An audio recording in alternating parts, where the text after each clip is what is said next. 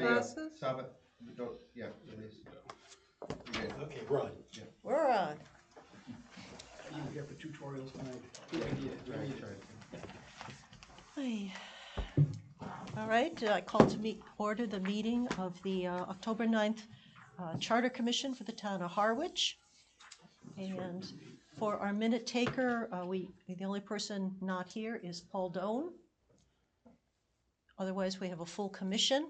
And we also have with us today the Edward J. Collins for the Center of Something or Other, and Anthony Wilson, and we have Becca Meekins, and I think we have Anna Corning on the,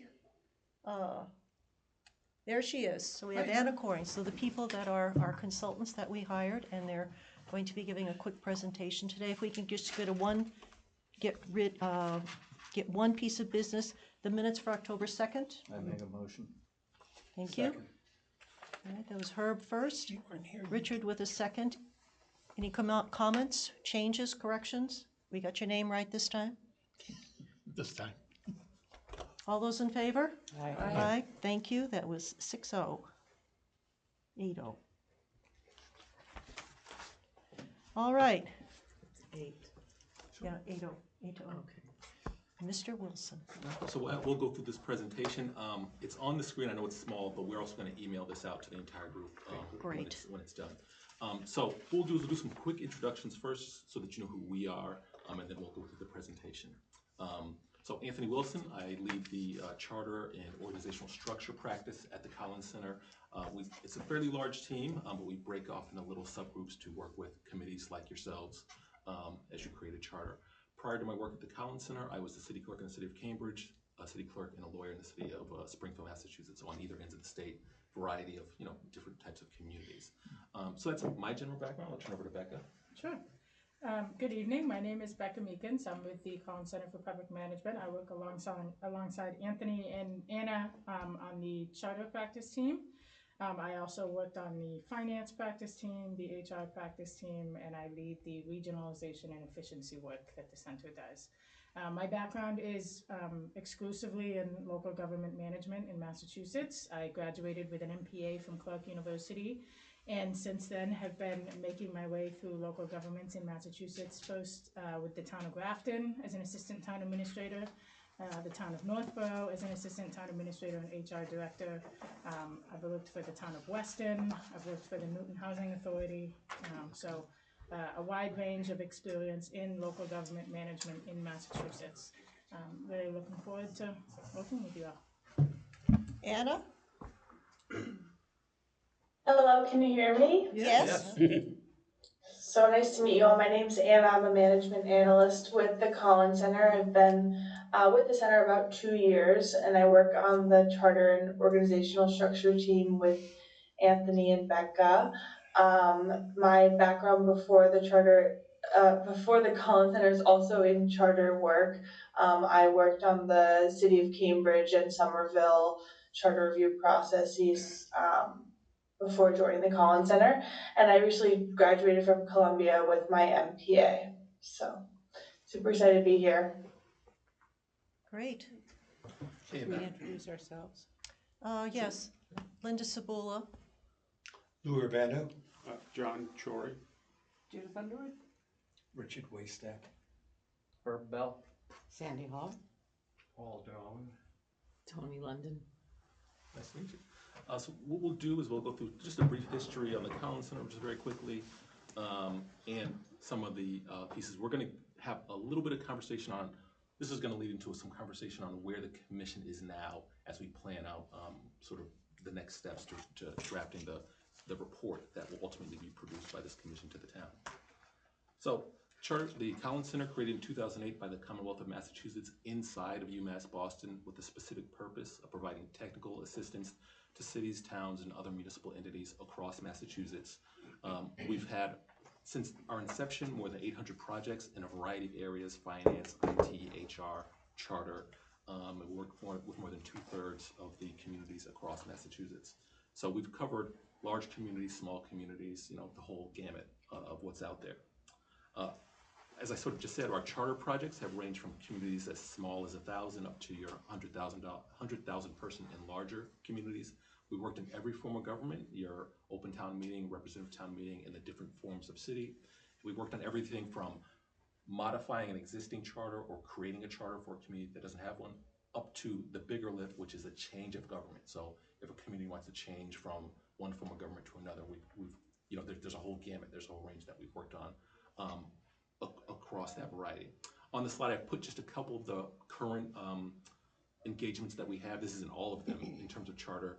So you see it's just a variety of sizes in terms of communities. So Marblehead, Merrimack, Rutland, Burlington, Amherst, and Methuen. And I've watched some of your meetings. I know you're concerned about having people with Cape experience. We've had different places around the Cape in the past, and I just finished a project in Nantucket. So some familiarity, even though it took me 2 hours to get here today. So those are just some recent projects that we finished. So I'll just go over those real quickly. This may be, I know you guys have been meeting for maybe more than 2 months now, but what I'll do is I'll just go through some charter basics really quick, just so that we're all oriented to the process. So just at a high level, the charter is, it's a foundational document for communities. If you go to the National League of Cities, it's often considered analogous to a state or the national constitution for cities. In terms of the hierarchy, because sometimes that can be a little confusing, the way it works is the state constitution, I'm not going to go to the federal level, but the state constitution, then state law, and then your charter, sort of almost at the same level with that, and sort of special acts or special legislation at the state level, and then your bylaws. Where sometimes people can get a little bit caught up is every issue in the town doesn't necessarily have to be reflected in your charter, because you will have the bylaws that are much more flexible that can address individual issues. The charter is more of a framework in which these decisions can be made. So often tell people the charter is where you put who is the decision maker, what is the decision process, and what should be the balance of power between who the decision makers are. Those are sort of 3 key elements I consider when we're sort of thinking about what should be in and what shouldn't be in the charter. So you were elected, so we've got the little timeline here, which we've actually got a work plan, which I'll put up on the screen in a second. Now, under the process that you're taking under 43B, it's a pretty tight timeline, and the state law sort of has you meeting these things exactly. So the commission elected in May 20th. You had your first public hearing in June 25th. You're going to have a preliminary report to the Attorney General and to the Select Board on September 20th, 2026. The Attorney General has a 4-week window in which they review the preliminary report, provide recommendations or their comments. Then you have a final public hearing in October 18th, so that's your final presentation of which is going to be submitted to the public. The time period, usually the time period between September and October, is spent debating, perhaps incorporating or modifying the charter based on the recommendations from the Attorney General. And after the public hearing, really, there shouldn't be any significant changes, but you still have times to tweak, particularly the narrative of the report. That's why did we make certain decisions, why we recommended certain language changes. And then the final report has to be submitted no later than November 20th to the Select Board. And again, the last thing we're going to see tonight is that we put together a draft work plan that we do want to talk through tonight to see if that works with what the commission's looking to do. And by the way, feel free to interrupt, ask questions. At what point does it go to the state? So it goes to the state for final. So the state gets involved when the Attorney General reviews the charter on September 20th for legality, consistency with state law. Okay. After that, it goes to the Select Board for a vote in the community, and that's the last process. Once the community votes on it at an election, then it becomes the charter for the community.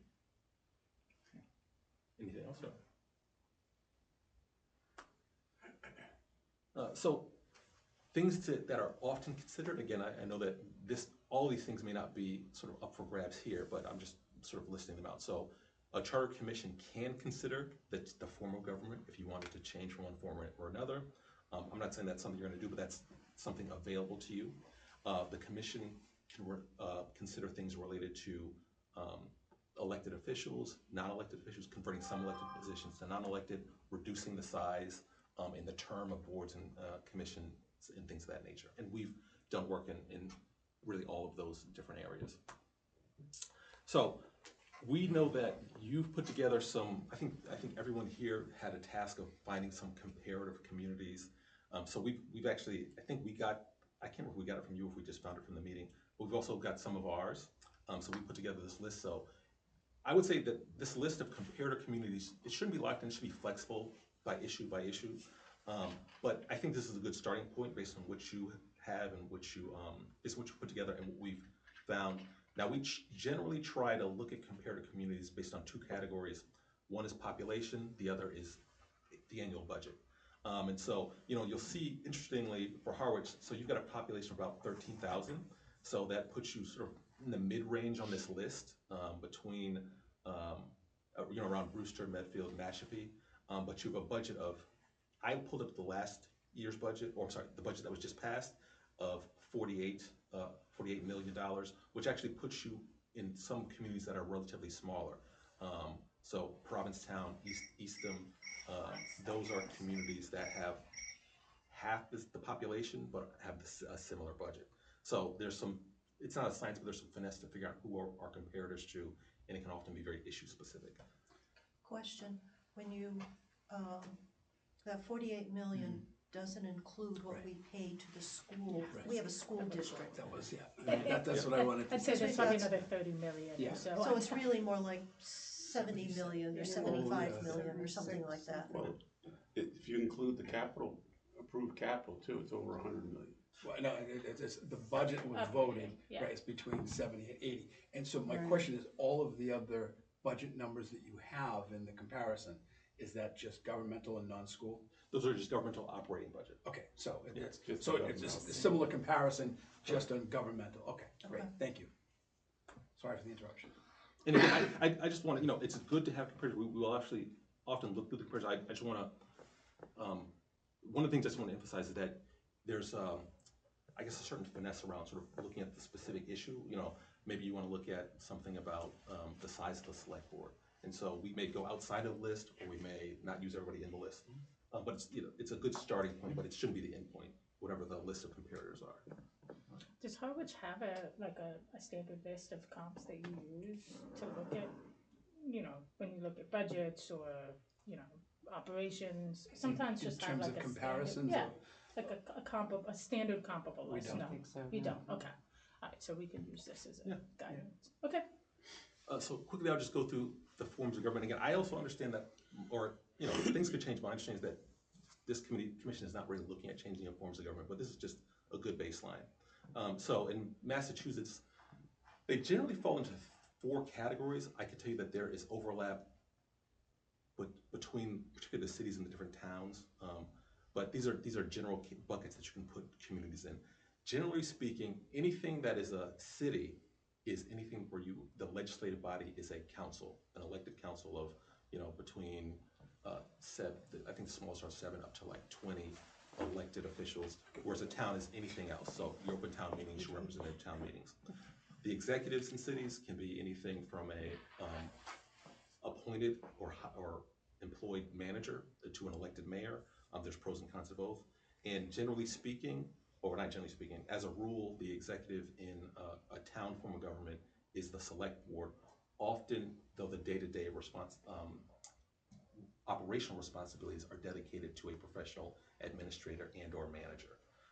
You were making a comment there? No, that's it. This is just an interesting table. Actually, I have a better one that visualizes better, but this is a distribution of the forms of government across the towns and across the municipalities and across population. So in just raw numbers in terms of municipalities, most municipalities in Massachusetts are towns. However, because most of the population is centered in cities, cities get a much bigger portion of the pie when you look at it by population. The other important thing to note is that in Massachusetts, under the Constitution, communities are not allowed to become a city unless they have 12,000 residents or more. And you're not actually allowed to have a representative town meeting unless you have more than 6,000 residents. So that's, in many ways, that's why a lot of communities haven't transitioned, because they haven't met those population thresholds. I'm gonna skip this one, but it's the distribution of different executives in different forms of government. Can we just shut our phones off? I thought I did. And Becca, I can't remember, am I just turning it over to you for trends, or am I doing trends? Sure, I can go to trends. All right, so we'll talk about this for a few minutes. So this is just some trends that we see in charter development, both in communities that are drafting new charters, which we work with many communities who decide in 2025 that now they want to create a charter, which is great. And we also work with communities who, on a recurring basis, update their charters, which is, I think, more the boat that Harwich is in, since you already have a charter, which is fantastic. You have a document to work off of. That makes it, in many ways, a lot easier. So these are some of the trends that we see with people who are updating their charters and or drafting new charters. I'm going to talk through them anyway, so you'll get there. So, a lot of communities are looking at reducing the number of elected officials in a community, and there's a lot of reasons for that. One, it's really difficult to get people to run for elected positions in this day and age. There's also been a significant transition to a more professional staff in towns. So a lot of the work that historically volunteers have done, elected board members have done, that work has been transitioned to professional staff. A lot of that is because jobs have become more complex, regulations have increased, there's a lot more work related to a lot of the jobs that are held in municipalities. So those are just a few reasons that we see a trend moving away from elected positions and more towards appointed positions.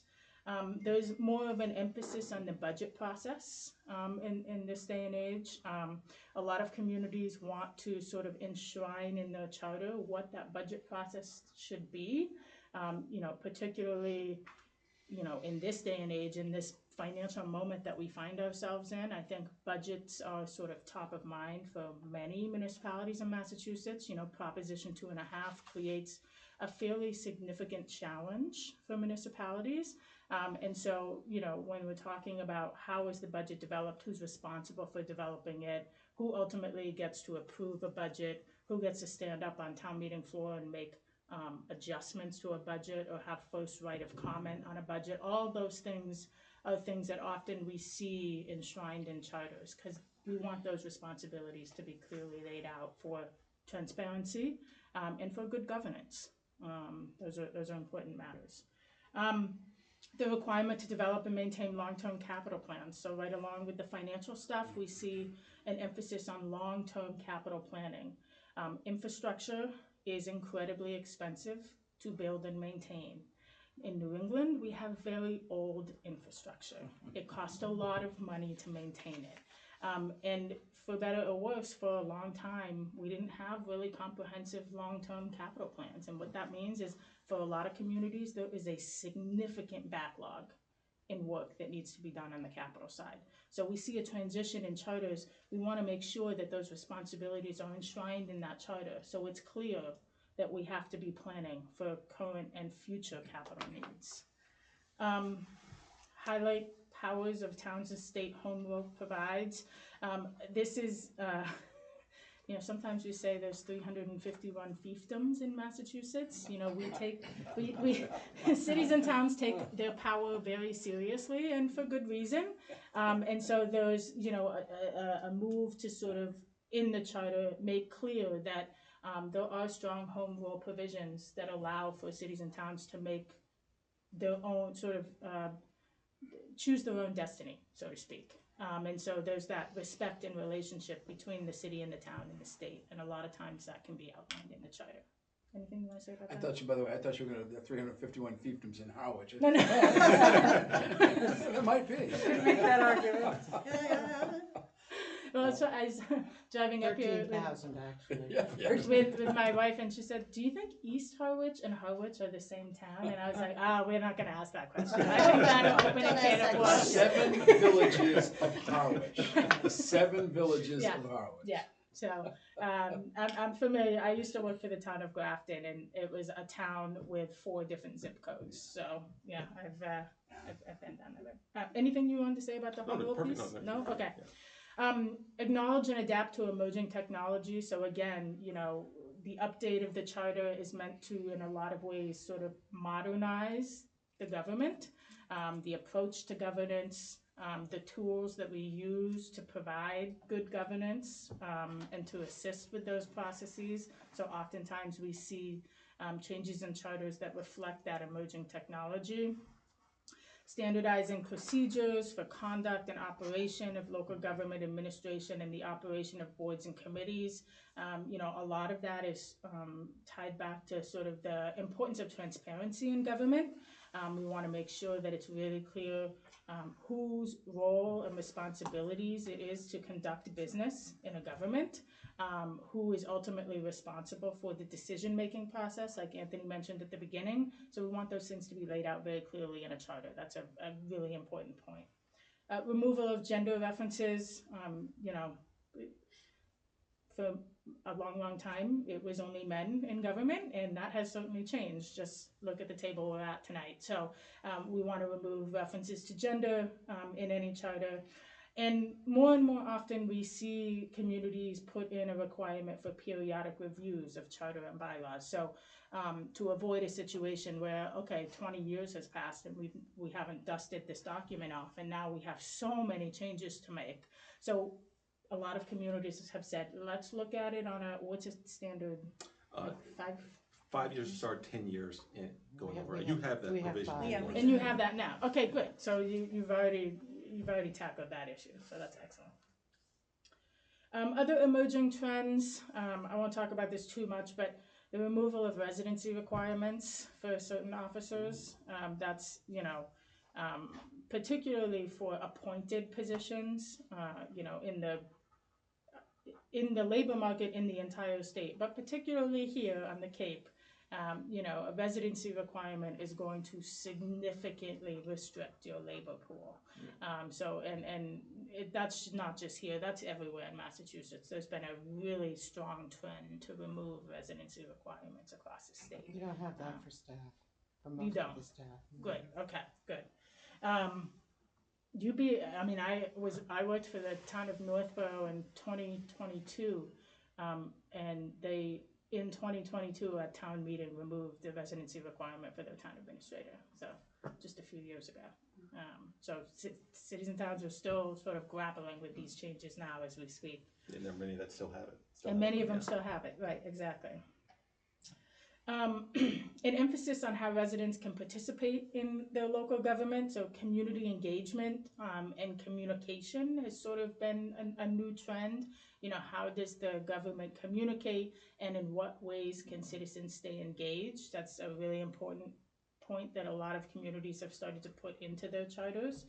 And adoption of procedures for resident initiatives, referenda, recall of elected officials. So, some of that accountability stuff, how do we hold people accountable? There's been a trend to sort of try to enshrine that accountability in the charter so that if something isn't going right, there is a process by which you can change it. And that's really what's important.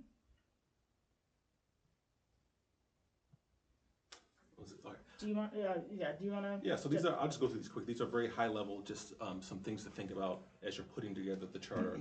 Clarity, and that's sort of really more of a broader concept, because it's not just that the charter should make sense. There's also a move to make the charter, it's a legal document, right? It's legislation, but to make it approachable by the regular citizen to be able to read it. So to remove technical legal jargon. User-friendly. Exactly, yep. Internal consistency, in the creation of the charter process, coordination with existing services. So there are some places where you definitely want people maybe to be incentivized to do things differently. Often the tension is usually between, and not that it's a bad thing, but often it's the question between moving quickly and moving publicly, right? How do you make sure the public has input?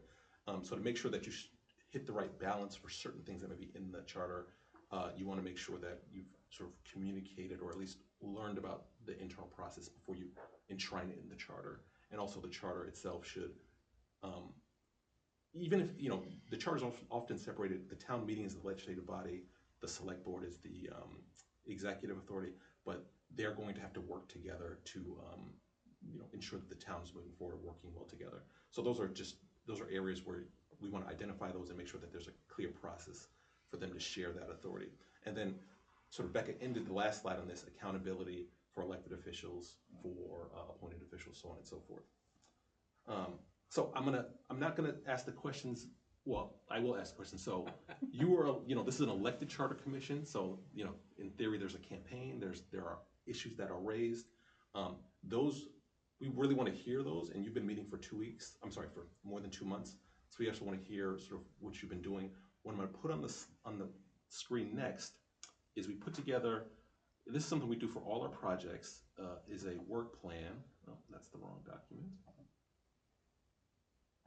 Sort of a work plan. Need a bigger screen. Yeah, I know. So I'll just sort of, so again, like I said, we've watched a few of your meetings, and we've talked to the chair and some other people. And what we try to do is, in theory, you've gotten told November 20th of next year for this to go to the select board and be adopted. In practice, I'm sorry, Yeah. can I just, the select board to confirm it before it goes to town meeting?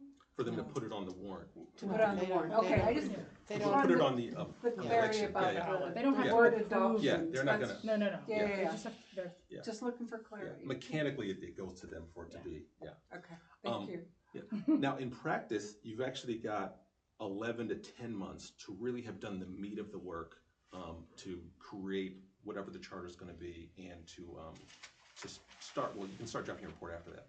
So again, as we sort of alluded to before in the presentation, your preliminary report is going to go to the select board and to the AG in September of 26. So we're going to want to have gone through the meat of the issues and looked at the language really prior to that. So we're targeting June, July of next year as where we'll have done the substantive work in terms of reviewing the sections and thinking through the issues.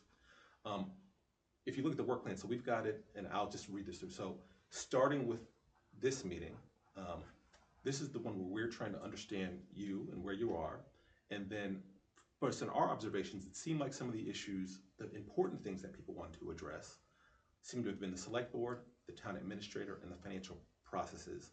And then we've just laid out the other sections or articles of your charter, the town meeting, other elected officials, appointed officials, election/recall, that's the resident participation, a transition section, that's really kind of an if needed, that's depending on what the changes are, and Article 1, which is, it's kind of it's not called general provisions, but it's more of like where the, if we need to have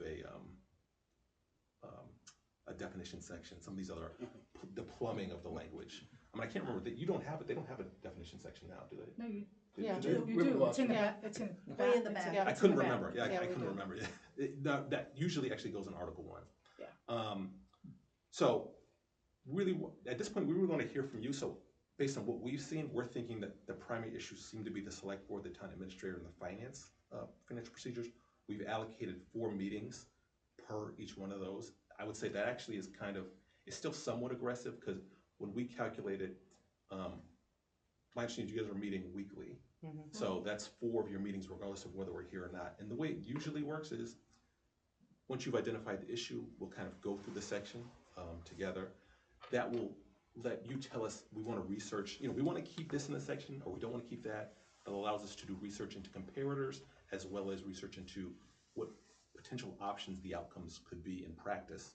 And then you discuss amongst yourselves on which ones you want to pursue. And then depending on what the changes are, we often recommend either bringing in some of your current officials, right, to a meeting and say, we're thinking about doing X, Y, or Z. And also potentially, again, depending on what's being recommended, bringing in, and we can help you bring in representatives from other communities that may have implemented some of the things that you're looking for. So that's why I say 4 meetings is actually kind of aggressive. But we're trying to, I actually, this timeline, which again, I'm gonna circulate, there is some sort of wiggle room in here. So you don't bump up against this time frame where you have to get it to the Attorney General. But it's still, it's still fairly aggressive. So I'll stop here, and I guess I'm very curious, do those sound like the places that you want to start, select board, town administrator? Have you already done a lot of work? Or do you already have ideas about what you want to implement or language you want to draft there? And I'll stop there and sort of turn it over to you guys. Well, first I'm going to giggle because the taking out the male, female, he, his, it took us 2 shots to change Board of Selectmen to Select Board. Nice, really. The second time it got through with no argument. Sandy is, she says, she was not happy with it. She says, it's tradition that it's selectmen. And I said, I Having, still like what you said. having served for 4 terms as a selectman, I didn't have any problem with the title, ever. but I did. And I Yeah. liked what you said on town meeting floor. In my mind, if we could, she said, why not just change it to select woman, because that covers both. And, I Is man and speak woman, is it Italian, woman? and Yeah. yeah, it Oh. works Yeah. better Yeah. from a linguistic My language doesn't do perspective. that, though. There's still a lot of communities that are still boards of selectmen. There's still Yeah. many who haven't changed it, but I think the majority have. Yeah, I think They're a lot of finally them have. changing. Yeah, for It's- towns that have that. You form of can't government. teach an old dog new tricks. You really can. I like that. Even this old dog. Huh? I said, even this old dog. Even, yep. Well, even you, old dog. I'm not an old dog. I'm just aged. I'm just aged.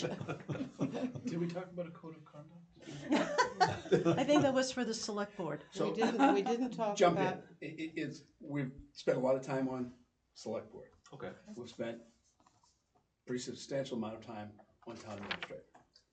And one of our trends that we're looking at is, we haven't come to full conclusions, but seeing a more emphasis on a strong town administrator Okay. versus select board. And we've beat it up. But one of my questions, and this comes from some of Paul's comments in the last few meetings, is, are we doing it right? We've jumped around to a few things. I like the idea of having the timeline and a guide for us to go through. And as we do select board, as we do town administrator, last week we had the capital outlay committee chair. Some great discussions, but no meat. And, Yeah. oh, no worries. So, Still sharing on mine, I think. oh, that's okay. Great meeting last week, a lot of discussion, but no meat on, well, what changes do we wanna see? And how are they gonna be implemented? So for me is, as we go through, and having a timeline is great, but if we're gonna do select board, are we gonna put the changes we've been talking about? And one of you mentioned you're gonna send some of the ideas that we've come up with so far over to these folks? Got them, I okay. spent hours doing this, yes. Okay. Where we think we are. And that's a process. Mhm. Is it a section by section? Is it a line by line?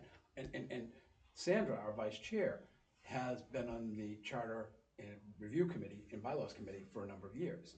So she's done a lot of this work in the past. Some of us, like myself, are neophytes to the charter process, but have a little bit of experience in municipal. I actually chaired the first charter commission in 1987. So Yeah. I want Fresh to out say, of Fair high amount of- school. Not to interrupt, Huh? but you've had a Fresh fair out of amount of high changes. school. They've modified their charter. yes. Periodically. Yep. Okay. Yeah. Sorry, go on. Sorry. So I just, and look at those things, and we've had some very specific things, it is one of the changes to a stronger TA is the appointing authority, and I don't like the word appoint, and we wanna clarify in a glossary, because there's a lack of clarity. What does shall mean?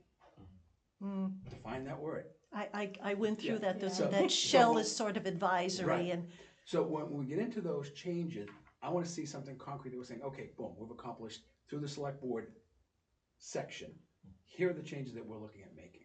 And we do plan on having, you mentioned 3, I hope 4 additional select board members meeting with us to see how they feel about what we're talking about at this point. And I have actually talked to Don, who's our board chair this year, Don Howell, and he is going to put us as a joint meeting probably in about 3 weeks. To come here, We'll go to the select and board. I'm totally against that. Me too. Well, that's what he's gonna, that's I That's fine, think what it but is. we can invite them to come here. I, for one, do not wanna go to their meeting. No, I think it's not no, useful. we need them to come Right. to a dedicated We meeting. had one select board member and a chair of the capital outlay come in and spend a meeting with it, and it was a good meeting, with capital outlay. We need to invite them. This is our baby. This is not their baby. We go to their house, it's their baby. Yeah. Come to our house, we want to hear it. Got it. So, I will clarify that. but that's what I'm looking for from you and your team.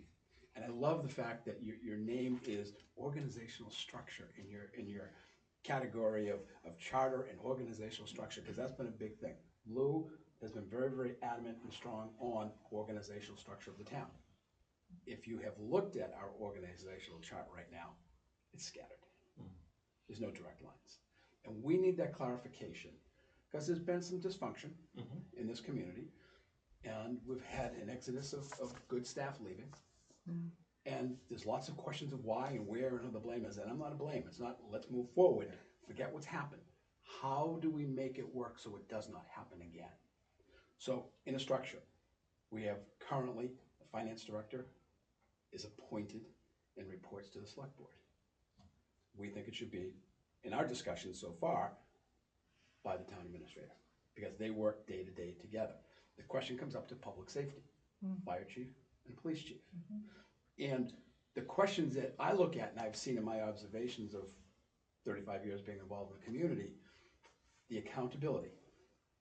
If Anthony or Becca, you work for me, you're accountable to me, but am I reviewing you, the work that you're doing, and holding you accountable for the work that you're doing? There's that disconnect. A town administrator is hired by and reports to and is reviewed by the select board. And if there's an issue with the town administrator, that's a select board's job to rectify that with a town administrator. But the other hires, a finance director, human resources, fire chief or a police chief, if they're working day to day with a town administrator, frankly, people who are elected, a lot of times it's just, they're popular, they're elected, they may have no municipal experience whatsoever, no leadership ability whatsoever, but they're popular, they get elected. I personally am one who believes someone who's got an MPA, you know, someone who's got the knowledge, who knows Mass General law, who deals with the issues of a community day to day, should be running the town. And the select board should be guiding policy. So those are my two cents. Absolutely, and we are, as a group at this point, there are several things that we've effectively gotten consensus on. We haven't done any motion of the first and seconds and voting, but we've got consensus on some things. For example, right now our charter has the budget gets presented the first week in the beginning of February, and then 3 weeks later it goes to the finance committee, our budget. And I think there's a general consensus that the budget needs to be pushed back to January, middle of January. I'm just using middle of January as Which a is dating. what this current acting town administrator is doing. That's what we have an acting town administrator at this point, an interim town administrator. But moving that back and having the budget released to the finance committee at the same time, not waiting this month, because then the finance committee has to review all the departments, et cetera, and they get a really condensed amount of time. We don't think that's appropriate. So that's one of the things we're generally in consensus on, is moving that timing back. There are, I think, one place where we are not in consensus on is the fire police chief who should be appointing. We are not actually at this point, you know, I think that's kind of a split. So we're going to be looking for a lot of advice on that as to what other communities are doing, what's the trend. I liked where you went through the trends bit, you know, what are people doing to modernize? Because there are times when you have to jump over the 19th century and the 20th to get to now. But that's one place where I know we have not a consensus. I think another thing that we've talked about a great deal, we would like to have some, I think as a consensus, some type of compliance commission or something, elected or not, you know, we haven't just thought about that at this point, but we'd like to have that in the charter, that there is a compliance mechanism to have someone say, so-and-so isn't following the charter, it gets reviewed, it's public, you know, that we would like that. So we'd be looking for some, how do other communities word it? We've already seen that there's one community, was it Sandwich, that has the charter compliance report to the town administrator, and we said, nah. that doesn't make any sense, because the town administrator may be the person that's not in compliance, so it's like the fox watching the hen house. And that circles back to the shall discussion. That's back to the shall discussion. Because we've had opinions from our legal department, if you will, Council, town council. town council, that shall doesn't mean shall. Which we were, That's a problem. I'm not a lawyer. No, shall means it's optional. yeah, it's optional, you know, it's advisory. Yeah, Well, it's good for advisory. billable hours. That's, I mean, if you pay a lawyer enough, they'll tell you whatever. You're a lawyer, right? That's Never mind. exactly. I was gonna say, you're right. no disrespect, Right. counselor. No disrespect. I did want to, no, because these are, actually, I did want to sort of chime in here and I guess get the feeling from the committee on a couple of issues that have come up on what people have said. So I think one that was very interesting was this idea of the process of the committee, right? And you've had meetings with other entities around the town, the Capitol, I'm going to mess it up, but the Capital Outlay Committee, and it sounds like some other entities. And sort of pitfalls that I've seen with committees, commissions that are reviewing the charter is there can be, you know, we parcel out the charter into its sections, but oftentimes sections touch on other sections, right? They can be impacted. And so you can have a good conversation and they can kind of meander and then you never get to a place where you've made a decision or feel like you've sort of closed in on something. So what we do try to do, the way we structure this, is we do try to say, let's not go line by line, but let's go on a section, and the sections are topical. So, you know, the select board, the town manager, so those sections, but they're also topics. And I think where we come to is we say, don't worry necessarily about what's written on the page, but think about the issue that maybe you're having that you're addressing. Explore that. I actually don't encourage groups to take formal votes on like we're here or we're there, but at the end of the meeting, we do like to get like a sense of where the majority kind of is without a formal vote. And then we take that and then we come back to you with, here's responsive language to where the group seems to be leaning. And that seems to be something that you can then vote on, tweak, you know, probably some important places to tweak is what we usually do is we might write it out with some comments to say, this is what we heard, here are the issues or concerns there, or where there might be some disagreement. And that can lead to that's a funnel that comes from the big idea down to those things that you focus. So that's why it usually takes 2 to 3 meetings on any particular topic, excluding like having people come in and doing the evidence gathering, to sort of go from the big topic idea to we've actually written some sections or modified parts of the charter. So that was one. And then the other one was on, I just wanted, I would love to have Becca chime in, on this town administrator, town manager authority is actually a big one that I'm seeing crop up in more and more communities that particularly have the structure. And it really is always, we want to give the person the authority to do their job. We don't want to make a king or something like that. And it is actually, it's funny, I'm in another committee, in the police and the fire, it's a similar issue. What I would say, you know, you have a memo in front of you, but I would say,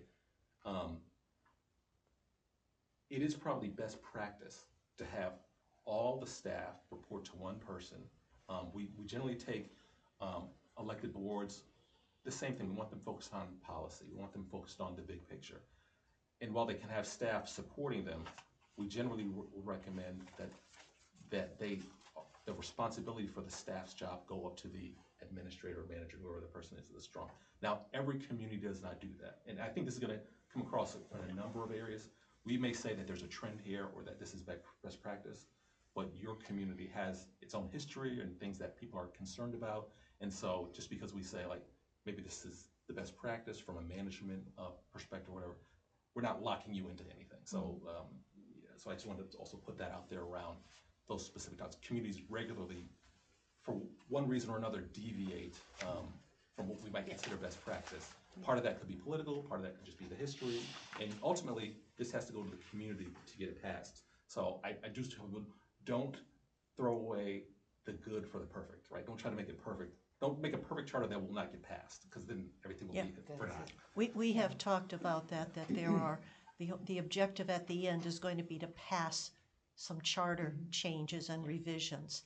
And I like that comment, because I think that one of the things we've talked about is probably in another couple of months to have another public meeting and say, and invite the public in to hear, these are the types of things we're considering. And if somebody starts screaming about one thing, well, that kind of, let's move that to the side.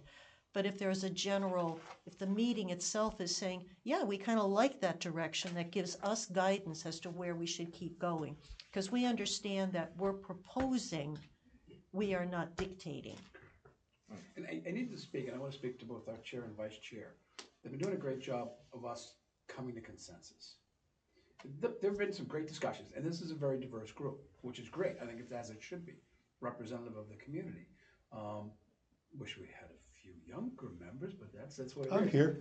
He's here. No, I'm sorry, I forgot about you. But I think I'm younger. at some point, we are gonna have to take a vote on certain things, because there are some areas that we don't all agree.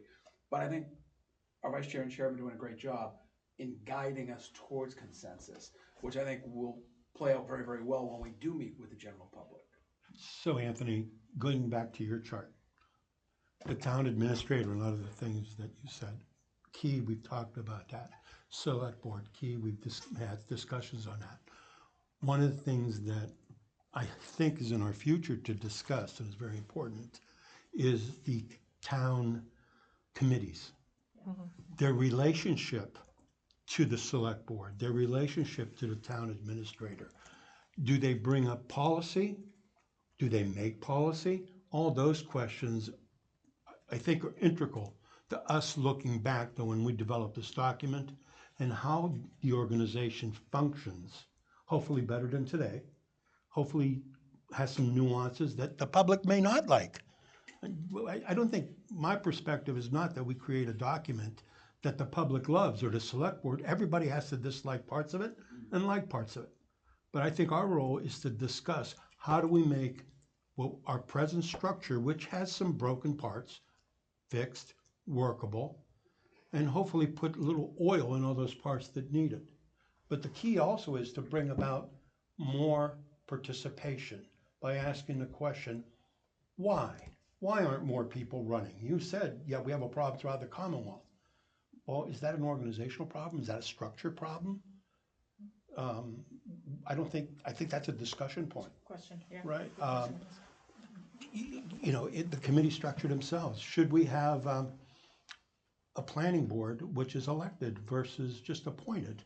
After all, they're making decisions that affect the community in general. Should that be? And what are the positives and what are the negatives? Questions that we can't answer. One of the things, and then I'll stop, is how often, if you're trying to put guardrails in, if you're trying to change some behavior, you can use mechanisms like, instead of meeting every week for a select board, what happens if you meet every other week? What happens to the type of policy that they then have time to evaluate? Does that change priorities? If you have a meeting once a month, and of course they can always ask for more. If you have a meeting once a month which is designated, or once a quarter, for the public to come in outside of that 2-minute or 3-minute presentation time when, gee, poor citizen is intimidated to death by going up to that microphone. Should there be a whole meeting dedicated to basically open meeting? I think this is what, I don't know if other towns are doing it. I am looking for best practice, but at the same time, I'm looking for practices that should have been instituted, which in 20 years may become best practice. Right. So I said enough.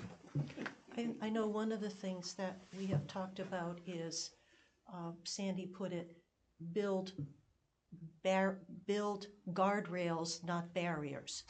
And we have had some issues in town where I also sat on the select board for 6 years, 2 terms, and there has been the past few years, if there has been a topic in the DPW or this department or that department, and there has been a resistance to allowing the department head to come to the select board meeting and discuss said topic. I know one of the places, I think, where we want to have words put together is, how does How does the select board access a department head without stepping into day-to-day operations? For many years, we had the finance director attended finance committee meetings. That sounds like kind of a good fit there, you know? Past few years, that has not happened. So how can a committee do its work reviewing a budget or suggesting policies and practice to a department if they can't talk to the department head and say, gee, we think this is a great idea, and then you find out, well, it doesn't work because of these reasons, or that's a great idea. We need some words as to how town agencies and the select board, how do they access staff Yeah. without stepping into, gee, I'd like you to plow that street instead of this street. And we need some words for that to have that happen. Anything else, or? Well, getting back to the compliance, I think that one of the weaknesses of the previous charter is that we never contemplated that there would be an issue. That people, in the early years, there was no issue. Because it was, well, it was. I'm kidding. Well, the three of us who lived in town at the time understood what we were talking about. It was young, and everybody understood what was going on, and as time evolved, and new people came in and didn't like some of the things that were in the charter and decided that, you know, we don't have to pay attention to this document unless we need it for something else. How does any citizen or other board member or whoever go to a group maybe like this that's called the, I like to sort of think in terms of an arbitration commission or committee, but it's got to be independent. So does it need to be elected? Or do you get appointments from the finance committee and, you know, various committees? I think it's like the Charter Commission, the beauty of this exercise is it's elected and independent. And Bylaw Charter Review Committee, while it has its place in things and certainly has worked fairly well, if the select board doesn't like the ideas they've come up with, it never gets to town meeting. So these are the kind of the issues. But if that committee morphed into something more like an independently elected commission or committee, then that would be a good change. But it's how do you word it? You don't want to be, well, 2016? Probably about right. Went into town meeting with a charter enforcement committee citizens petition modeled after Provincetown.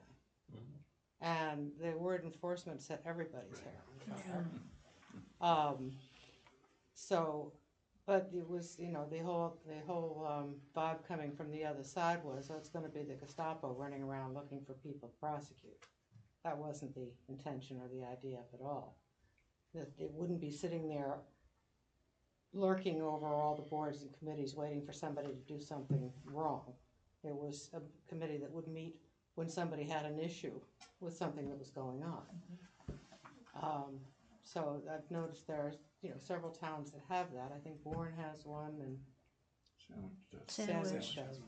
And they're quite different. But so how do you hit that balance and how do you, you know, guarantee its independence and its effectiveness without making it a police state? Yeah, and the who should be able to come to that committee? Should the committee go out and look for something if you know that something is wrong? There is a reluctance among far too many people that they see something that they don't like or they think is not being followed, but they won't actually step up and say, I don't think this is being done right. It's whispered and it festers. So how do you word that maybe this charter commission, but the, you know, the charter, making sure things are happening, that arbitration process, is there a way for them to put something on the docket? Does it have to always come from the outside? Because trying to get people, you know, trying to get people to run, trying to get people to actually stand up and say something, and everything is whispering in the background, then you can have a select board or any other committee say, well, gee, nobody's come to us with this problem and the roof is falling in, but nobody's really come to us, so therefore it must not be a problem. How do you word that stuff so you can achieve a balance of that without being enforcement and Gestapo, etc.? I think Go ahead. personally, we need something. I don't know what it is. I think we're still at a point of deciding what is it that we want to be done in that thing that's being called compliance. Right. So we need to define everything that we want to see done. Once we see everything that we want to see done, then we can make a decision on, well, what do we call it and how does it function? Right now we're at, what do we call it and how's it function, instead of, well, what can it really do? Because I see some positives, but boy, there's a lot of negatives that will be seen by the public and everyone else. And what gives 3 or 5 people that are elected to be on a certain committee the knowledge to be the judges? That's one of the things we really, I All know. people who are serving on all committees are assumed to have enough knowledge to make some judgments. But this kind of decision is a judge, it is deciding on a written document, which is somewhat different than regulatory commissions. They're judging what is being written. This here has, and I'm not opposed to it. What I'm doing is I'm looking at the pros and the cons, and there are cons associated with it. There's an incredible amount of pros. So our job is going to have to be to see them, understand them, pull out the negatives, and put in the positives. Yeah, and I don't know that the problem with the community is as great as it was 9 years ago, because I know many of the people who were opposed to it at the time have changed their minds, because we've had those conversations. I have I, something to add. I spoke against what I called the charter police, and Well, the chairman of the finance committee his. But that was, it was perceived. that's the The word perception of it. enforcement Was a bad, versus it was not a good word. No, I a have changed mine charter too. arbitration Yeah. commission. And I think there are a lot of good discussion, and that's something that should be a full discussion on, because there should be a couple steps, and it's not to punish, it's to educate. Yes, And that's the whole idea behind it. The question's up. Is a town meeting vote? It says you shall do this. Well, if it's not being followed through by a select board, is that something that should go through, and it goes against the charter? Should that go through an arbitration? And really, not to punish. We're not looking to do recalls as a result of it. We're looking to say, hey, wait a minute. Here's what the charter says. A complaint is filed by someone. It's reviewed. Then there should be a process afterwards. That is, like basically we have our open meeting violations. We have a process that's there for that. And it goes through. And then whoever's dealing with it, whether it's a select board, a TA, or committee chair, then, okay, you need to speak to this. Why haven't you? And then it goes to the next level. We want to do it educationally so that people are following the charter. And not an easy way to do it, but that's where we need this guidance. There's a lot of different opinion. Yeah, I just want to sort of say 3 things to this topic. So, number one, it's a good discussion. Obviously, we're just here sort of getting to know each other. Sure, and exactly. Sort of feeling out. But I can definitely feel that there's a lot of interest in this topic. So, number 2, it's actually, you're hitting on something that I actually am hearing more and more in communities really around the state. Like, we are interested citizens. We're taking the time to sit down and figure out a document that works for our community. How do we ensure after it leaves our hands that it will be followed? I'm going to be very candid with you right now. Is there aren't really great answers for a couple of reasons. Number one, the town doesn't have the same enforcement authority against particularly elected and appointed officials that, for example, the court has, or even the state. So it really comes down to rights and remedies. Excuse me, sorry. She told you to turn your phone off. I wasn't going to say that, Sandy, but thank you for interjecting Chair that. says, Excuse me, code of conduct? But I'd say that's where really people run up against sort of the issue in terms of how do we make this an enforceable thing, and what can we put? And I know it's I I'm using this word, it's probably not the most polite one, but like punishments or things to sort of nudge people in the direction of doing it right. So there are a couple of examples around the state. I don't think any of them are great. We can explore them. But the third thing I want to say, big picture around this issue, is when we go into communities and they have a charter and it's not being followed, the trend that I often see is a charter was created in good faith some time ago, and it actually didn't match with what needed to happen on the ground. And so what often happens is, for convenience, for speed, for whatever, the administration needed to get the grant, they needed to fill a pothole, they needed to do X, Y, Z thing, and there was no one to sort of say, raise their hand and say, oh, that's not, but it worked, and so then it just became like SOP as things move forward. And so that actually, I think, is why the periodic review, and I think there were some interesting issues raised about the select board not accepting the recommendations from the existing committee. The periodic review is so important in terms of right-sizing the charter for the administration, but also, I mean, the flip side of that is ensuring that where we do want the officials sort of cabined in, that we're keeping track of, like, you aren't following, why, and not saying, on the one hand, it's, do we need to change, but on the other hand, it's, you need to be held accountable to do it. So those are just three things that just sort of, obviously we're not gonna resolve it right now, but there are some examples we can explore. I will tell you that they're not great because you don't have the strong enforcement piece at the local level. That's what will, not stymie it, but will maybe water it down in a way that where you'd want it to be It won't stronger. have quite the muscle that you might expect it to, but it would at least have some.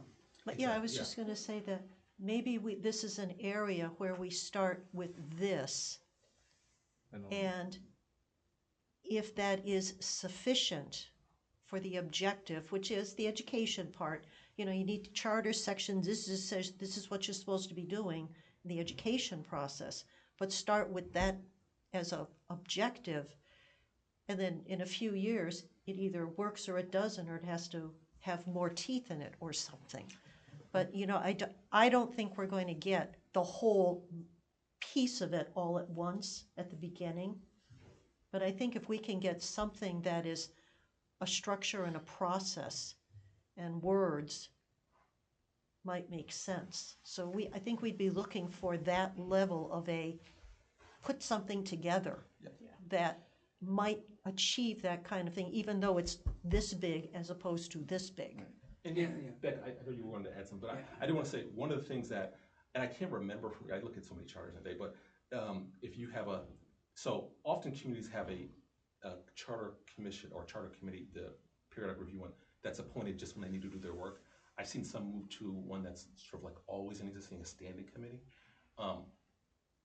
Now again, I know there's the concerns That's around what like we have. We have a standing charter bylaw review committee. and to make it work, because it sounds like, well, let me ask, are the reports of the committee going in front of the town meeting to say that we found X, Y, or Z? Not or directly. Not unless the select board. So there could be some provisions around, they do have because a lot of where I think some of the power can be is in the political process. So in the point that they get this sort of, we're tracking to make sure things are being done right, to make sure that they get a spot on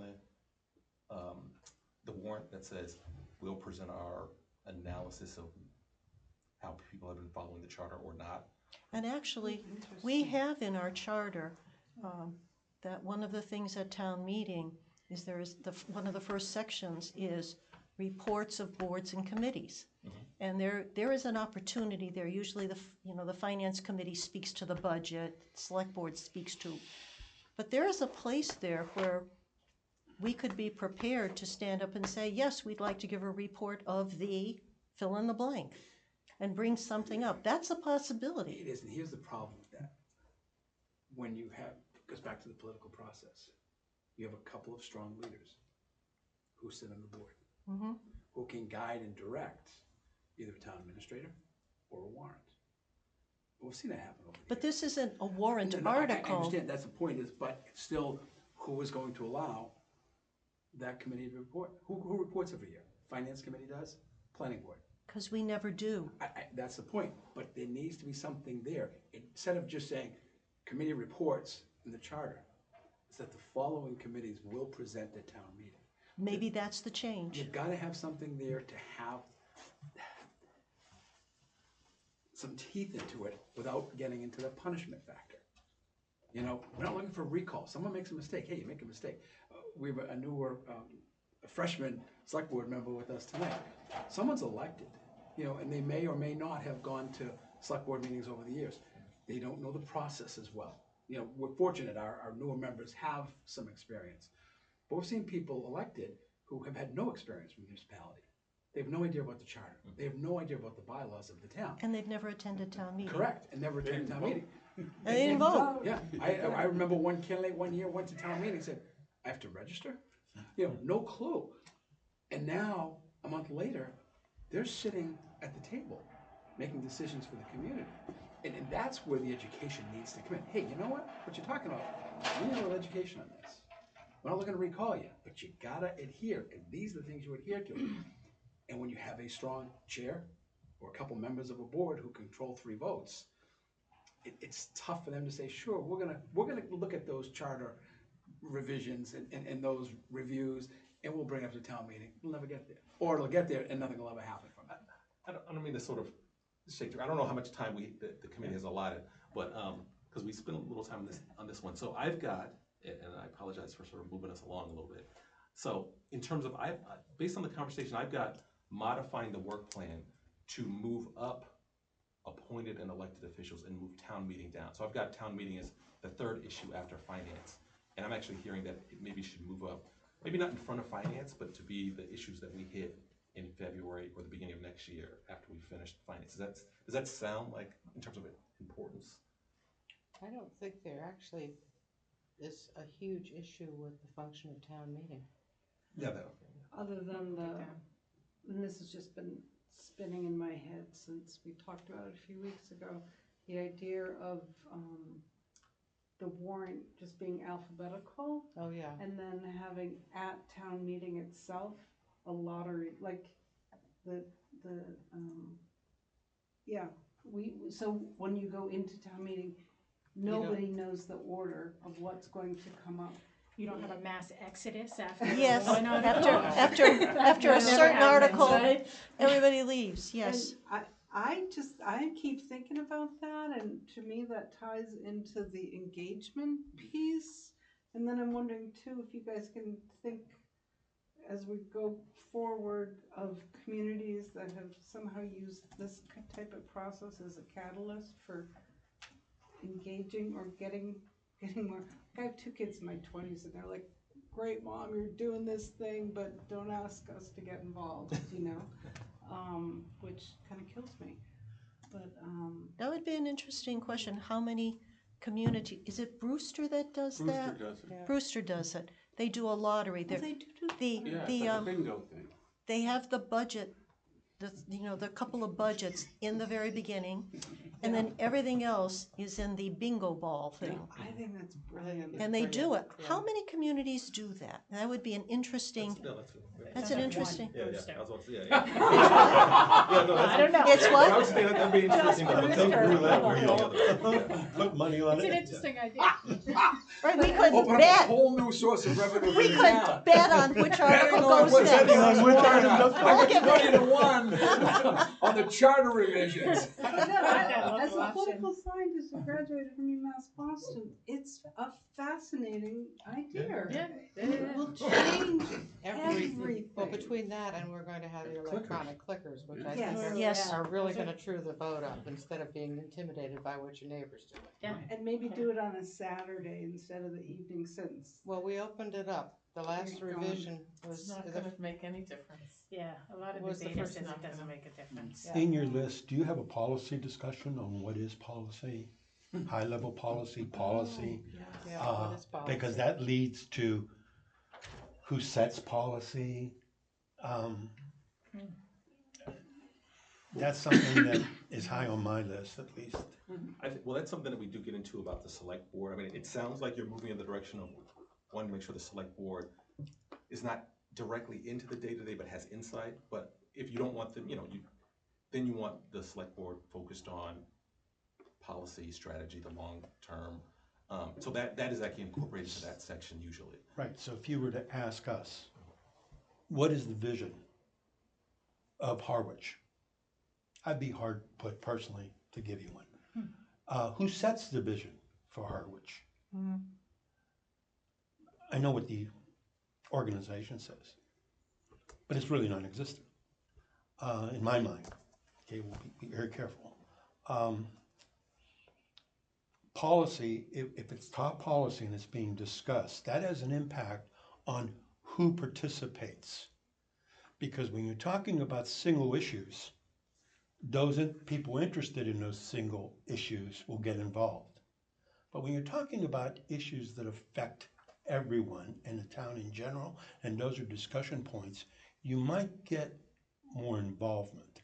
You might get more people running. Each has an impact on another. So even though we look at these things as separate individual issues, one has an impact on the other. You brought it up the last couple of weeks, the two of you, on corporate structure versus municipality, municipal government versus the structure of the corporation. And we had a presentation from the ATA talking about things like what we don't have is a strategic plan as a community. We don't have a vision or a mission statement for this community. And that by the involvement in the day-to-day of the town doesn't allow for, as he says, the white space to look at things like a strategic plan for the town. I'd love to say, for every meeting that is opened by any committee or a select board, the mission of the town of Harwich is, and that all decisions that are being made go to support the mission or the vision of the community. And those are things that help define policy. Right. But, and that was for those who haven't seen it, and those who might be watching, the 5 of you who are watching this meeting tonight, I would find the meeting that the town administrator met with. And it'll be great for you as well to see that particular meeting. Brilliant discussion. And it's a different take on how a municipality runs. And this is a man who's been a town administrator in 2 separate communities, very different communities. But that goes to both of your points of more running a community like, more business-like. And I think that would be a joy to say the mission of the town of Harwich is. I just can't wait for the scribing, because I've been on so many of those in organizations.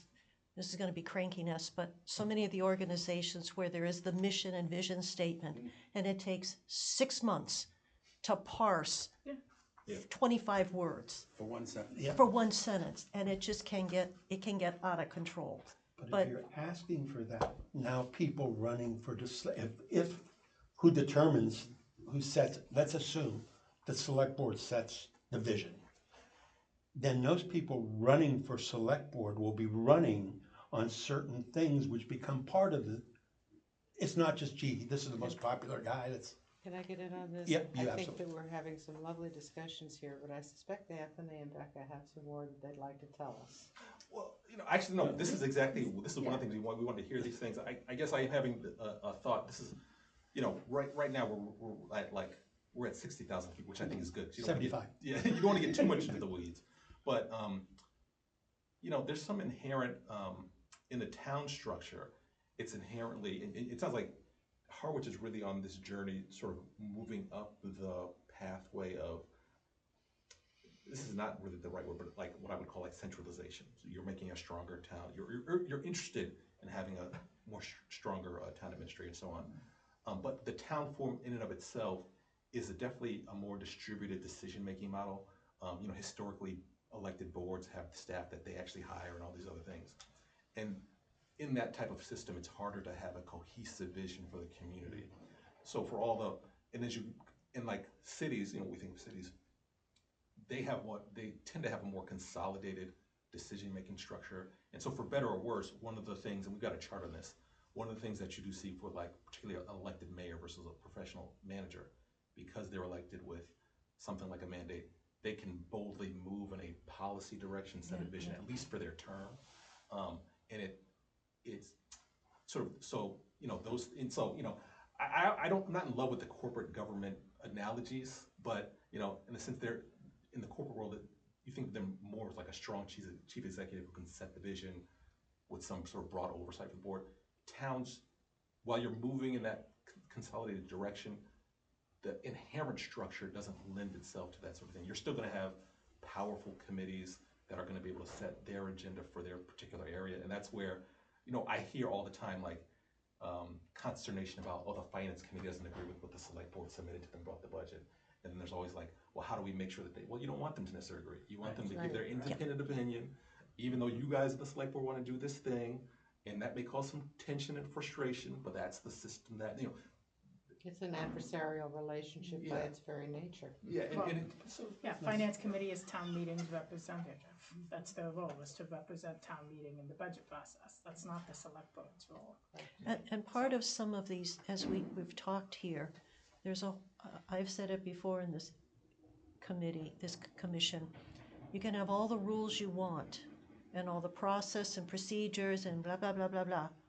However, it's people who are doing those processes and procedures and whatever the organizational structure is. And if people are going to do shenanigans, no amount of rules are going to stop that unless the general population, or is there some level of compliance that says this isn't right and makes it effectively public.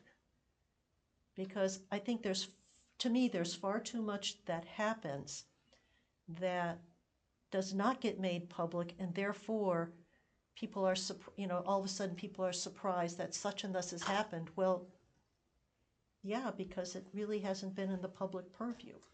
And there's, interesting, so, and I think you get, from what I've heard, you're really moving in the right direction, because there's two levels. There's the level of political accountability, and strategy you're looking to that. You're electing officials, hopefully when they're out in the campaign trail, they're giving you a vision for what their vision is for that body, for that role that they're running for, which melds of the whole town. And then there's your professional staff who are accountable to a different standard than that political calculus. And so, the whole discussion about making sure that the select board or the conservation commission or whatever, the planning board, whatever, that they're focused on those policy implications that then voters can evaluate them on, and leaving the sort of day-to-day administrative tasks to the appropriate staff members. I generally think that's the right direction to go into, so that people can evaluate the appropriate people in the appropriate way. I don't know if you want to add anything there. No, I'm gonna make two quick points. One on strategic visioning. It's a trend. We see more and more, even towns doing it with, the select board, town meeting, form of government, moving in that direction. Setting a strategic vision for, a plan for 5 years, 10 years, whatever. And then the select board charges the staff with carrying out the vision. That's sort of the chain of command. The select board develops the vision and then charges the town administrator to fulfill it, and then using the resources the town administrator has, staff, they go out and fulfill the vision, right? That's sort of the, but I think the point that Anthony just made is important, the distinction between elected and appointed, right? The elected bodies are held accountable through a political mechanism. Appointed people or bodies are held accountable by the appointing authority, right? That's a management responsibility. So you talk about a town administrator, well, if they're not doing their job, the select board needs to manage them. That's a management responsibility. You're not necessarily gonna see language in a charter about that, because it's about, this is the contract, you signed it, this is what you're supposed to do, and these are the provisions that say if you don't do it, we can take action.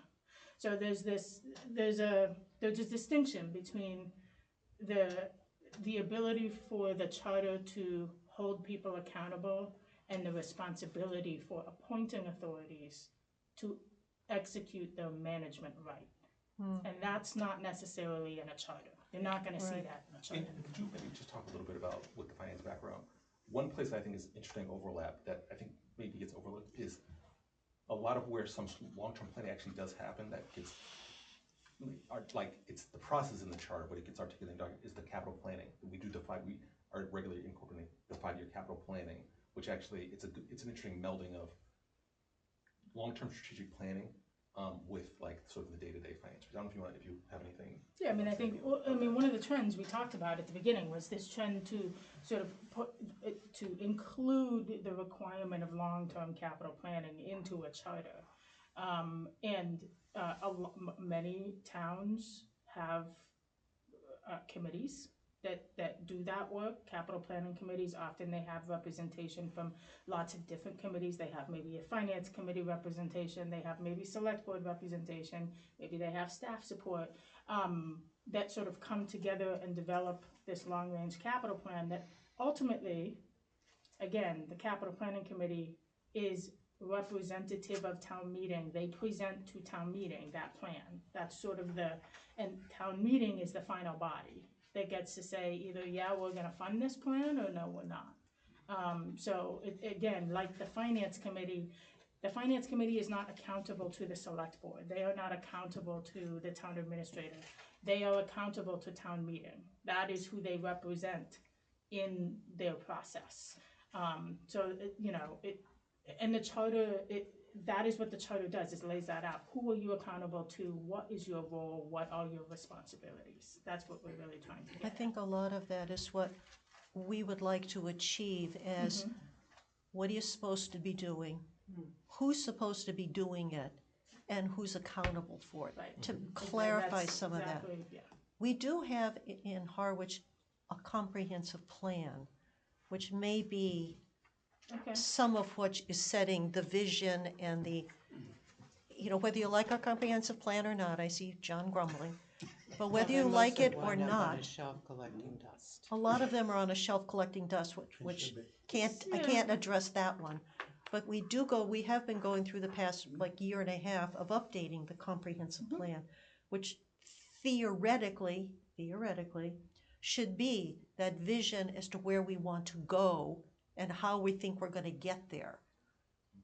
Yeah. Again, we do have because we have a 5-year housing production plan, we have the comprehensive plan. What else do we have that are 5-year plans? I can't think of what they are. The water, wastewater. We have a Water, capital- wastewater, capital outlay, Beautiful plan. but yet there's, And here's the disconnect from that. We have, and again, $200,000 in fees in almost 2 years in a local comprehensive plan. Because some people didn't like it in leadership positions, it got sort of shut down a bit. And each year, the select board come up with their goals. But there's a total disconnect. Yeah. From the local comprehensive plan and the goals, and frankly, it all comes down to the strength of a chair of the select board. Because, it is simply it's a math problem.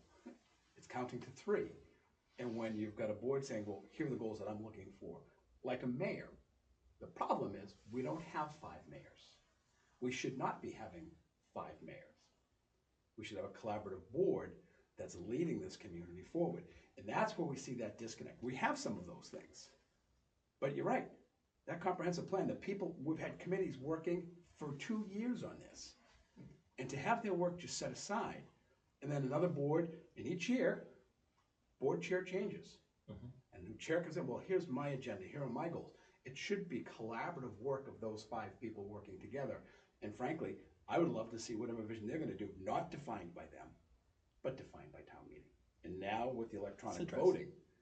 that may help. Right, you've got people who can vote more independently without questioning, well, Lou thinks I'm a jerk because I voted Without that being way. intimidated. Right, and that's, so we need some guidance on those Yeah, areas, yeah, because yeah. these are the problems that we've identified in the town, and we're trying to rectify moving forward. Problem with the local comprehensive plan, whether it's good, bad, or indifferent, or whether people support it or don't support it, it's hundreds of pages of verbiage that no one ever reads. That's exactly. Yeah. And, I mean, I read a lot, and I can barely manage to skim through all of that, because it's just, it's mind-numbing when you get to it, unless you're a real planning wonk, which there aren't that many. Yeah. So, Those are the people that when wrote you're the talking document, yeah. about vision and you're talking about policy, you wanna be able to distill it down into something the average person can look at it, read it in 5 minutes and go, yeah, I get it. The executive summary, you're talking executive summary.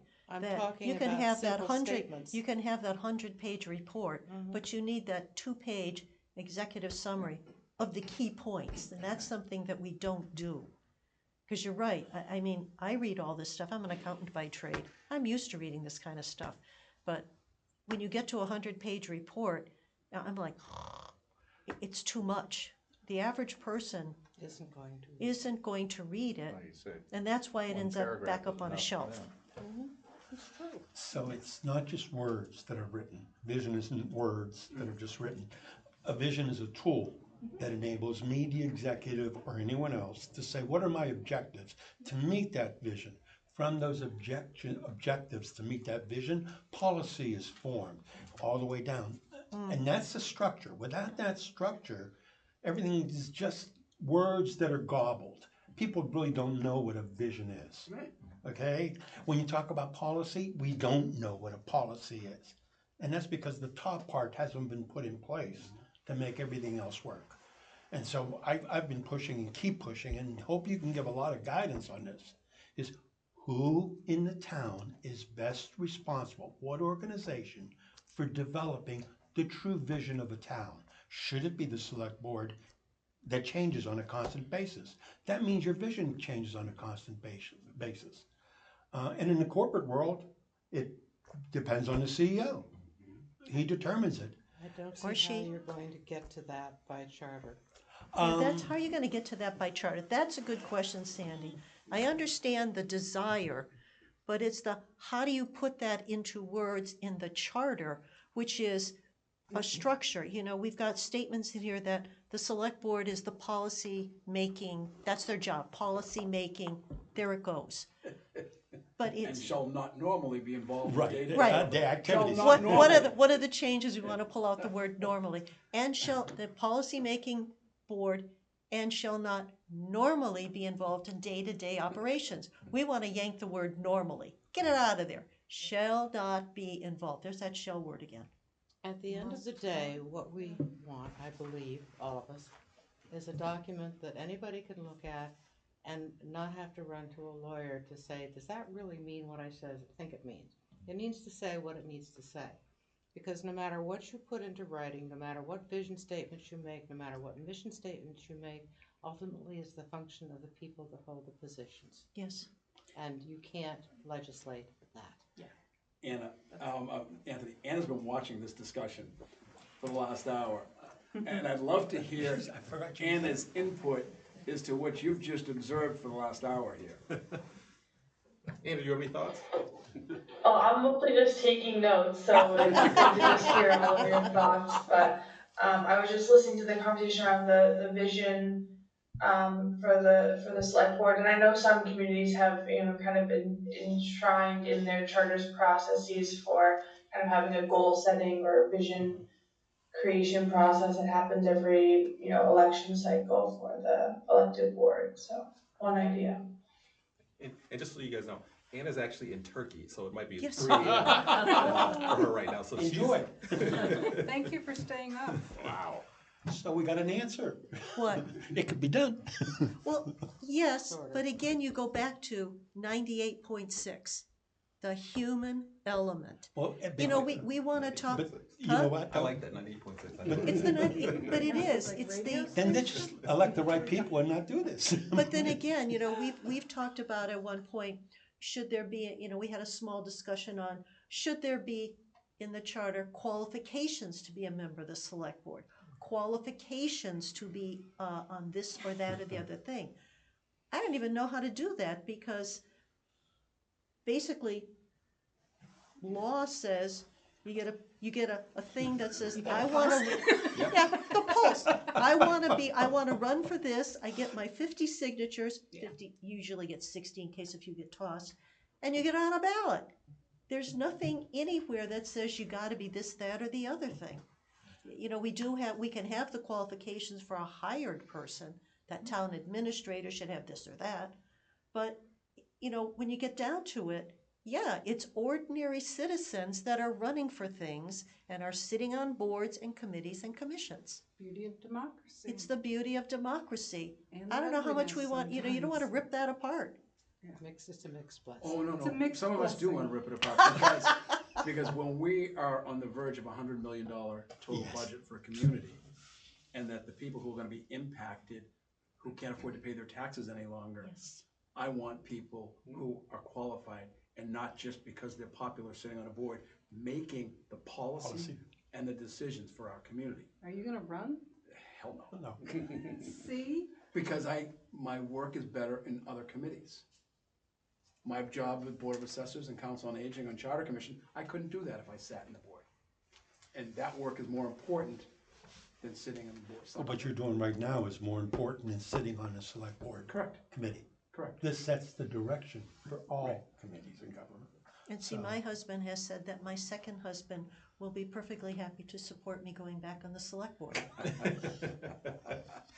But also, keep in mind, you're in an open town meeting form of government, so ultimately, Yes. the legislative body, which is Right. which is really the policymaking body, is the town meeting, so there, it's interesting always hearing this, because No nuance. you could say, vote down the budget, the town meeting actually has more authority over the budget than even a city council or a council forms of government. Absolutely. You can Yeah. do line item vetoes, you can add, move things around. Except for the school. We came within a whisker several years ago of not passing the budget. We're something like 20 votes, it was under 20 votes of not passing the budget. And if they'd had clickers, I guarantee you it wouldn't have It wouldn't have passed. passed. That's interesting. And yet, that bit of a scare to this select board didn't seem to make any difference to the appetite to spend money.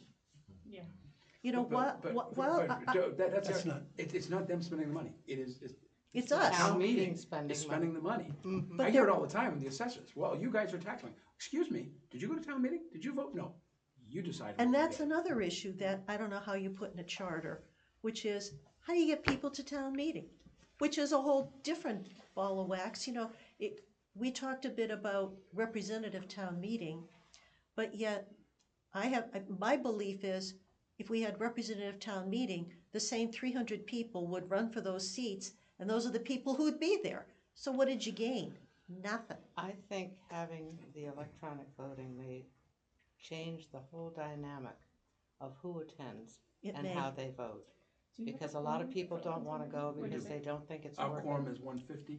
150. I think it's Yeah, 150. yeah. We usually get, the first night, maybe 400 or 500. Second How night. many nights is your town meeting typically? Oh, we are dedicated to 3 nights. Oh, wow. How we many are- warrant articles, like over 50? Oh, Yeah. Oh, we're usually at somewhere around the We used 70. to, when the first charter was written, Yeah. we had specified a Springtown meeting in May or Yeah. April, whenever it was at the time, Fall. for the financials.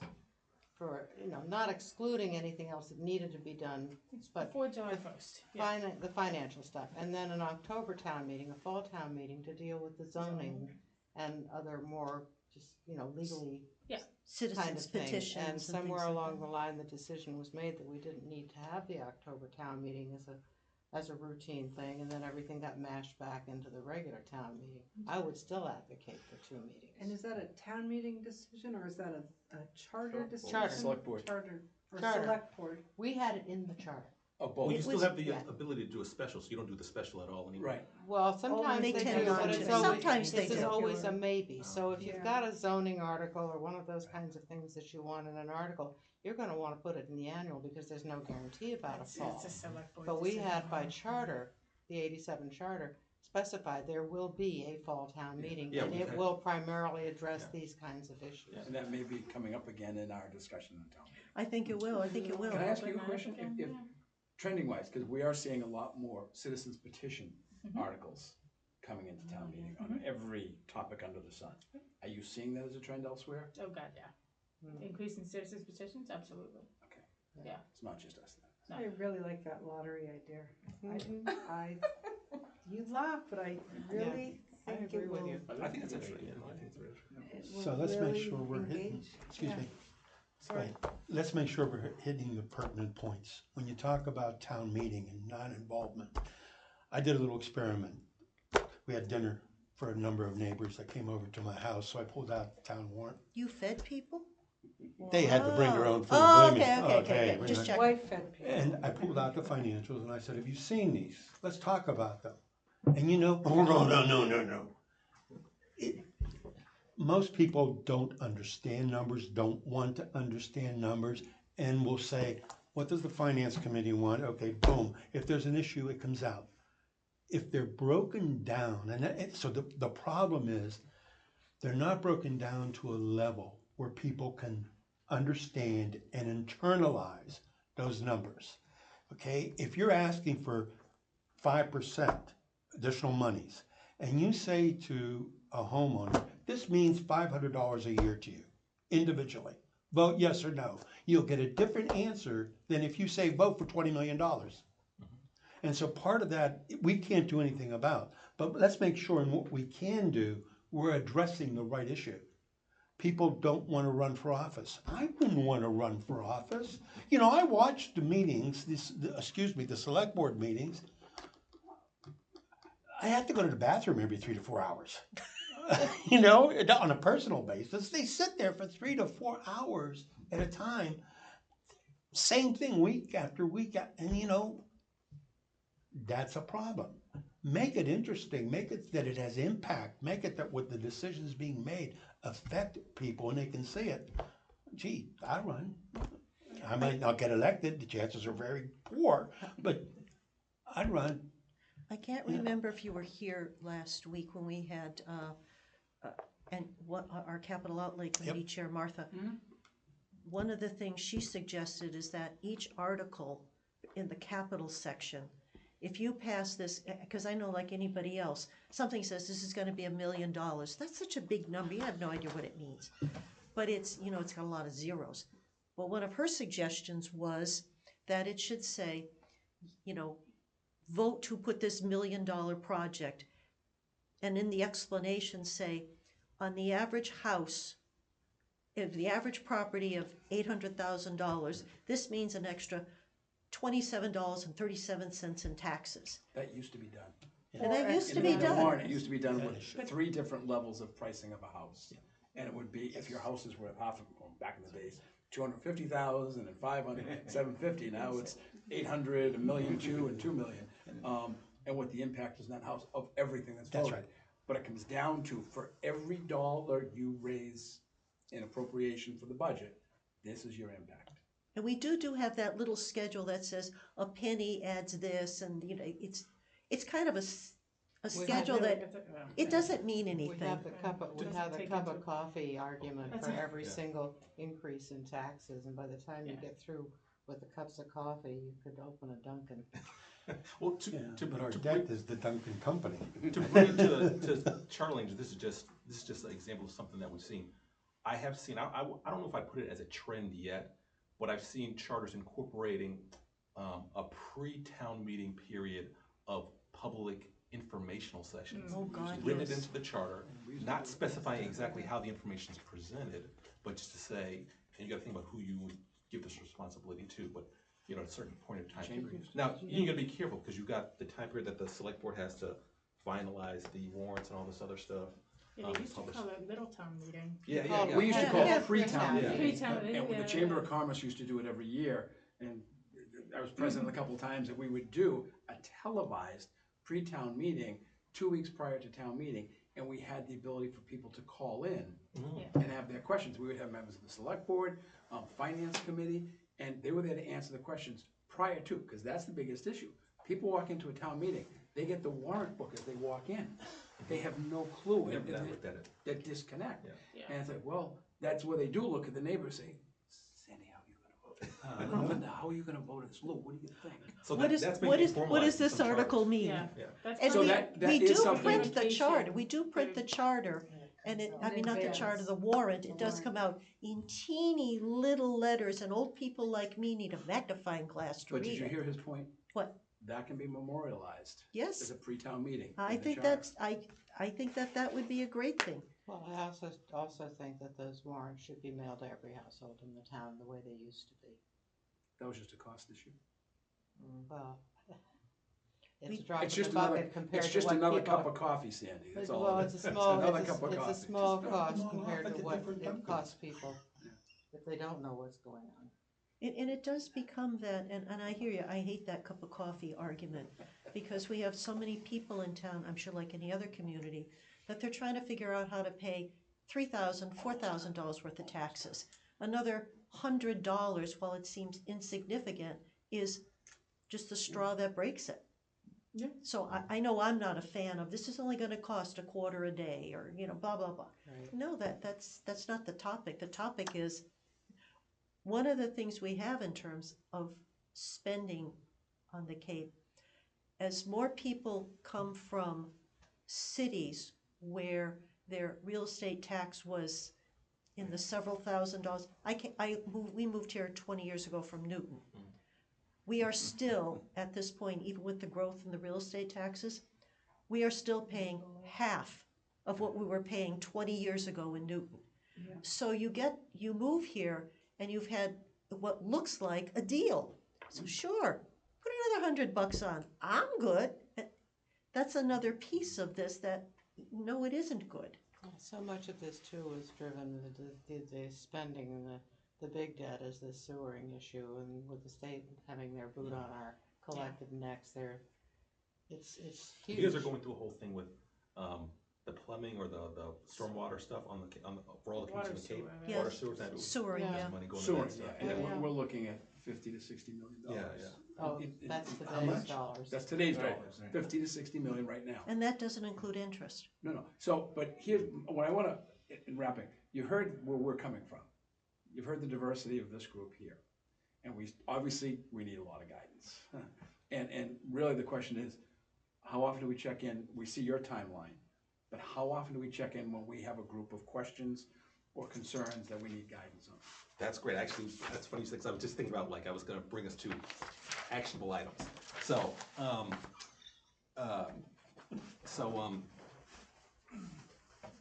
the way we structure under the contract is that we'd be available either in person or virtually. Although now we've learned how much it costs to sort of come out here and stay here.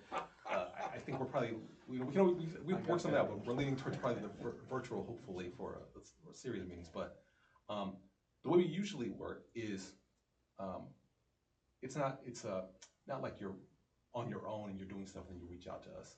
It's we're helping you set the things that you're going to be working on, and then we're helping you guide through the process. So in that vein, for the next meeting, or between now and the next meeting that we'll attend, it sounds like we do want to follow the work plan with some modifications, and I'll send it out after tonight, to focus on the select board to start. And it seems like there's some issues around language that moves from day-to-day to long-term. Ability to not interfere with day-to-day operations, but get insight, and there's a bunch of language out there around that. I'm just going through my notes. So we can put together I think I'm looking at a first memo to this group around the select board.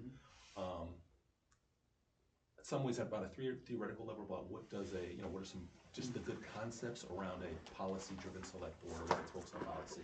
And we actually, I think for a section like that, we can put together some options for draft language for the committee to review. And you can look through that. We'll put some comments in here about where you may want to ask questions from the administration, possibly from the select board, so that you can do that investigation, and then we can maybe finalize it in a meeting or two, again, depending on the depth of the conversation or the things that happen. So in terms of your next meeting is next Thursday. Yep, every I don't know Thursday. if we'll be able to have that memo to you by then. Probably in 2 Thursdays we'll have it to 2 you, weeks. right? Yeah. Every other week? Yeah, so we can get you that by the following Thursday. Yeah. I do want to ask, you're probably not going to have that memo by next week. What do you think you will be working on? Is that the meeting with the select board member that you were talking about earlier, or? No, that date hasn't been set. We're looking to have the finance committee come in Okay. and talk to us about what they think. We've had capital outlay already. And I know that I've been nudging the wastewater, sewer group. Yeah, hang your head. But I've been kind of nudging your chair that sooner rather than later. You can only talk so much, and you got to put something on a piece of paper. So I'm hoping that happens shortly, but I like the idea of maybe we should start next week, if you're going to work on select board and coming to us with a memo, say in 2 weeks, that maybe next week is we start having conversations on elected officials. Maybe?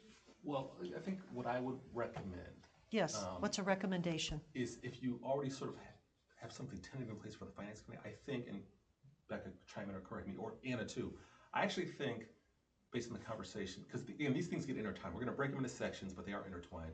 I actually think something that's gonna be very pertinent is actually this process for the submission of the budget. So it sounds like you've got some timelines about wanting to move that up. What does that mean for the finance committee, for the finance department? There's the question, and I'll actually send an email to you.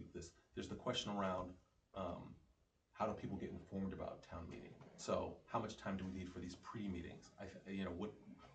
So I'll just tell you, what I often see is this pre-meeting discussion, pre-town meeting discussion, the responsibility usually falls into either one of two camps. The finance committee holds the pre-meeting, right? They're the ones hosting it, they're the ones going out in the community, or someone from the finance department. I'm curious what your thoughts are there in terms of who hosts these pre-meetings and who's responsible for making them happen in the charter. Yeah, we need finance committee because we don't have a finance director yet, so.